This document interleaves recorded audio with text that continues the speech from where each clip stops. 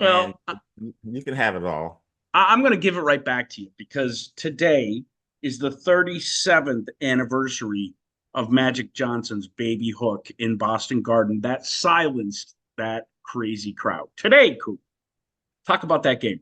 What that is something magic right there, that we are even mentioning that because you know what, in that play there, Boston did exactly what I kind of what they had done. They kind of laid off. That's why Magic was able to get that. But if you look at that play and the NBA, I saw that last week on something. That play came up, and of course, Michael Cooper was the one inbounding the ball, um, and getting it to the right person. But Yep. Magic was determined to score that only because of everything that had gone on in Boston. But if you look at that play, Kareem's wide open. All he had to do was dump that thing to Kareem, and it would have been a score. But Or that if was he the missed, making of Magic Johnson's breakthrough at the Garden. or if he missed, Kareem was dunking that bitch right back in. I mean, Well, he it ain't gonna be was a set. miss. Did you Magic was know it was determined. in Oh yeah, I knew it was going in when he threw it up there because when he waved ordinarily off? Magic He would waved have off. passed it. I Yeah. knew it was going in. He was like, "Coop, get the ball to me." Well, of course I'm coming to you. You got point guard, but did I know he was going to make that shot when he went across the key? Because he had been practicing that shot like about 2, 3 weeks before in practice. He never really did it a lot, but he just kind of like would practice that shot. And what a time to put it on him. And that was And great because he put it over two big defenders, Kevin McHale and McHale Parrish and out there. Parrish. Yeah, So I mean, I think once he saw McHale, he waved Kareem off almost. Once he saw McHale step up on him, and then Larry could have. It was dead on. Coop, did you think it was in when no, Larry? You knew it was no. off. Oh yeah, It was it dead was on. on. It was just Yeah. this long. Well, When he it got that wasn't shot his up, spot. It it wasn't wasn't his his spot. spot. Yeah. Right. And as a defensive player, that's what you try to do is get that guy off his spot. Move Larry in a foot, maybe a foot and a half. Oh, that's dead on. But no, we knew that wasn't his spot. And it was a turnaround. It was a shot he had hit many times in other games. But I just knew it wasn't going to I knew it wasn't going in. I just had because I That had my hand up. Worthy had his hand up. I think we came and kind of like double teamed him a little bit. But you know what? So that'll be my saving grace for today. And if the Celtics win the championship, is that today is the day today. that yeah. I think Mm, it's also the last game Bill Walton ever played in. I think he played in that game for a minute. yeah. Yeah, but we lost No, Bill Walton. You've got to react to that, Coop. well, I wanted to admit I was gonna open the show with him. Yeah. But we might as well go ahead and do it because since he's with the Celtics and that green, and I really didn't go good with Bill with red hair and green. Green and red doesn't go. Yeah, leprechauns That'd be have like red blonde hair. hair. Celtics is green and white, but you know what? We lost another soldier, man, and camaraderie, a frat brother, so to say, the fraternity brother. Bill Walton was a special guy, man. And the one thing people, I've been doing a lot of interviews about him over the last couple of weeks. The one thing that I really admired about Bill Walton, and you got to go back to his college days with John Wooden, Mm-hmm. is that he was taught how to play this game the right way. Mm-hmm. And I asked myself today, would Bill Walton be effective in the NBA today? And I'll say hands down, hell yes. Simply because he knew how to play the game. Him and Kareem Abdul-Jabbar could play in today's game where the big five is always positioned out on the perimeter. You got to be mobile. You got to remember, Bill Walton in 1977 single-handedly took the Portland Trailblazers and beat the mighty Philadelphia 76ers, Dr. J, George McGinnis, Daryl Dawkins, just to name a few of those players. They had a loaded Jones. Yeah. and Philadelphia, Portland went on to win that game, and Walton dominated that game on the offensive end and on the defensive end. So when he got to Boston, I knew what to expect from him because he was that great of a player. Now his role had diminished a little bit, but still it was significant because he was coming in to back up some other people. But Walton had the ability to play the five. And as Boston expanded their offense, they, getting McHale and players like that, Cornbread, Cedric, that four player was able to extend it out to a little bit. So Boston, Bill Walton played well into that perfection because he could hit that little 14, 15 bank shot. And that's something that is a lost art because a lot of bigs don't know how to shoot that shot.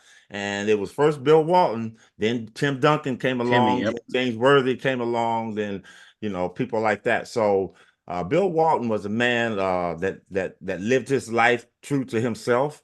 he was a last time I saw him was about maybe 4 or 5 months ago, and I saw him, and he always had that toothy grin. He was Everybody smiles, right? We all got always to smiling. smile.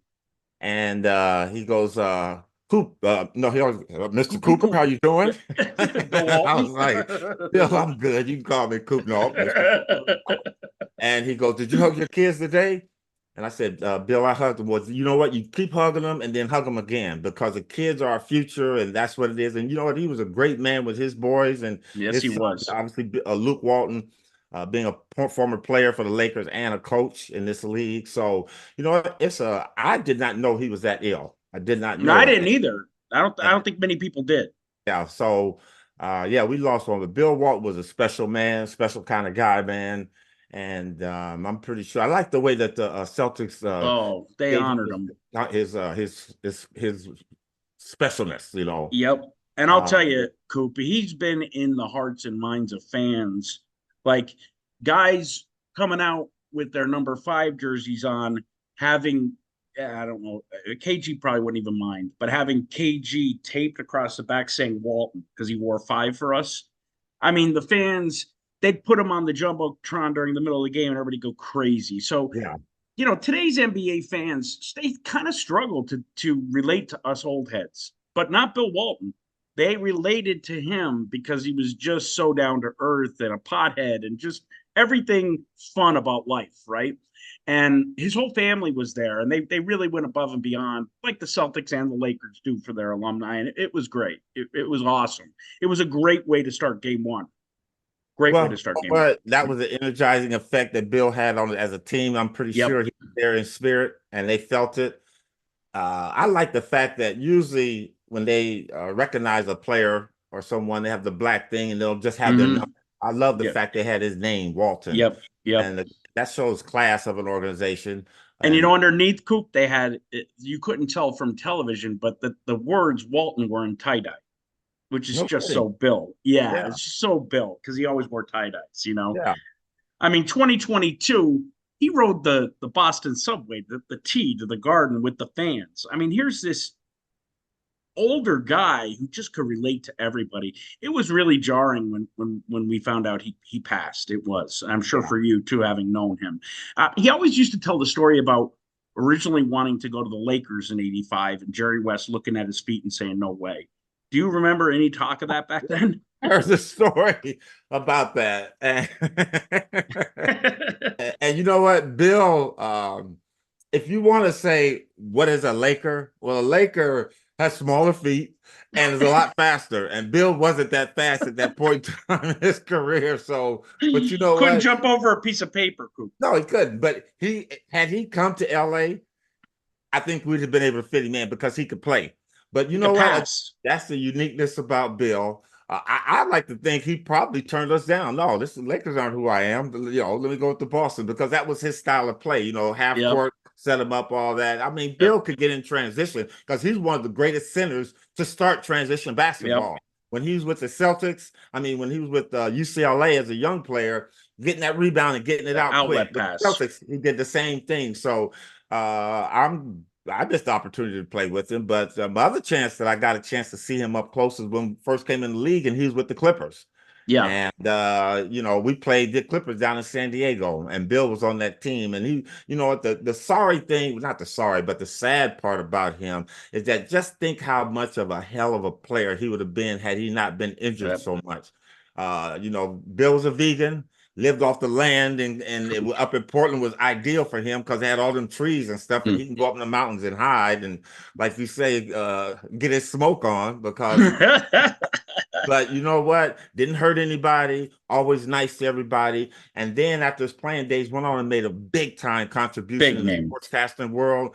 I used to tell him, I said, Bill, I love listening to you call the games because he makes it like Chick Hearn and Johnny Most. Yep. You feel like you're there. And that was the one thing about Bill Walton. And sometimes he wouldn't even talk about the game, though. Sometimes he'd be talking about concerts and everything but the game. Bill would be talking and forget where he's at and start going.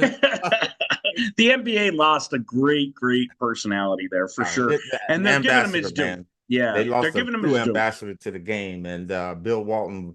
Yeah, he's gone, but all the people that had a chance to hear his voice and Yep. for him to touch him, he's gonna be with us forever. So, Bill, R.I.P. baby. They miss you. I knew you gave the Celtics some juice on the first game, but let's see if you can keep doing it again because they got game 2 coming.